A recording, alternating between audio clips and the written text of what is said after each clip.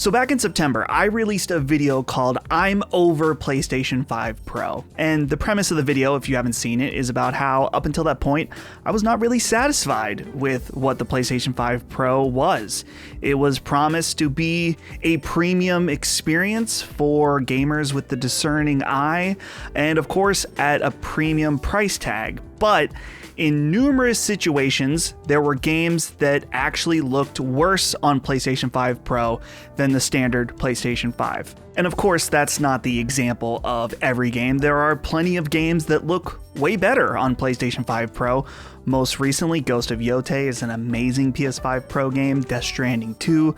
A lot of the major Sony first-party games, in fact, are showpiece titles for PlayStation 5 Pro. But there was an increasing list of games that had significant issues for the console, namely Silent Hill F, Silent Hill 2 Remake, Metal Gear Solid Delta, along with a list of others of games that just simply were not as good on PlayStation 5 Pro, and to me, that was unacceptable, and I decided to make a video about it. It's funny because it was just kind of an off-the-cuff video about what I was feeling at the time, just something I felt strong about, but clearly a lot of people this resonated with. In fact, it's my most popular video on this channel, now with over 100,000 views. So here we are, we're in January 2026, and I wanted to revisit this, namely because there's been some news floating around, some percolations of leaks and rumors about an upcoming update to the PlayStation 5 Pro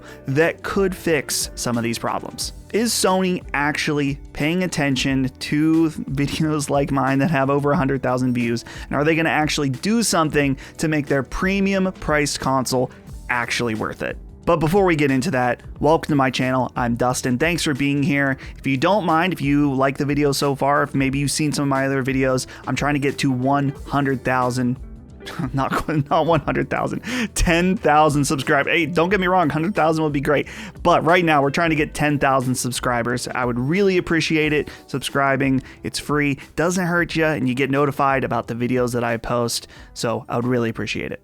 So PlayStation 5 Pro has been in the headlines the past few days because of this tweet here. It's from a user at GustFan, and it says this: major update PSSR 2.0 for PS5 Pro finally coming. Summary of rumors. Update timing is around January to March. Implementation of a feature very similar to FSR 4 on PS5 Pro. Improved image quality and performance compared to before. Frame rates boosted even for games that were capped at 70 to 80 FPS. Low resolution classic games also upscaled to high resolution. New debugging tools prepared for developers. And so this specific tweet has been making headlines across various sites, and I thought it was interesting for a few different reasons. So first of all, I checked out this Twitter account from GustFan, and when I searched around, it seemed like the only other thing, at least that I could find, maybe you guys can think of another example, they previously have leaked the initial image of the PlayStation 5 Slim, so maybe there is some credibility here, but to be fair, they do point out this is just a summary of rumors. To me, a lot of this information doesn't really seem new. It's just information from an established leaker, an acquaintance of mine, Tom from Moore's Law is Dead, who has been leaking. I mean, he leaks all kinds of stuff, but he has been talking about the PSSR update for months now. Just last month, Moore's Law is Dead did a stream where he talked about some updates that are coming to PSSR, and I wanted to go over a few of those because those connect to this tweet. The first thing he said is that Sony does have a debugging tool for PSSR, and this is mainly to fix issues with PSSR, and I believe that's implied from his source that they are aware of the issues that were detailed in my previous video back in September. I don't know if they saw the video, probably not, but I'm sure that they're aware of issues in games like Silent Hill F with the weird flickering in and out, along with other games like Star Wars Jedi Survivor, things like that. And first of all, this is fantastic news that they are working on specific tools to help developers make these PS5 Pro versions better. Specifically, it's been known that Unreal Engine 5 games have an issue with the current version we have of PSSR, so identifying those and making it easier for developers to fix that is very ideal. The thing is that even if they are making this tool or have this tool. Hopefully developers have enough initiative to go back and fix some of these previous games. They don't always necessarily want to spend the time and resources to do that, but it's better than nothing, I guess. Hopefully we can feel confident going forward that PSSR, flickering, weird, noise issues aren't going to be a problem if they have this tool. The next thing that Tom lays out is that internally, PSSR is called multi-frame super resolution, and they're specifically saying that this is multi-frame super resolution 2, and that this is going to be a significant upgrade. Tom goes over a lot of the finer details, but the main point that you need to know is that this takes up less resources on the PlayStation 5 Pro and then delivers better results than the current PSSR. And it's exciting because this is new for the console space, and I think that if you're only into consoles, that this might sound surprising that you're able to get an upgrade to your console in the middle of a generation, and not saying like a new spec of hardware, but just an update that makes the hardware run better. And it's totally believable to me and anyone who is a PC gamer that runs an NVIDIA GPU. In fact, just recently, NVIDIA released an update to DLSS that is able to take the games you already have, the hardware you already have, and run a new model that works way better. So the fact this is possible on PlayStation 5 Pro makes total sense. It does line up with, I think, a general sentiment that people have been feeling is that PSSR, PlayStation 5 Pro, I hate to say it like this, but it really is a console. While overall you're getting an upgrade, the main point of it is that it is a beta test for the technology that they want to implement into PlayStation 6. So PS5 Pro, smaller user base, give developers these tools to use PSSR, the better ray tracing, things like that, get them used to it and work on the technology so it gets better and better, that by the time that the main primary console, PlayStation 6, comes out, it's in a really good state. So I have a few questions about this overall. My number one is that, first of all, how is it going to be implemented?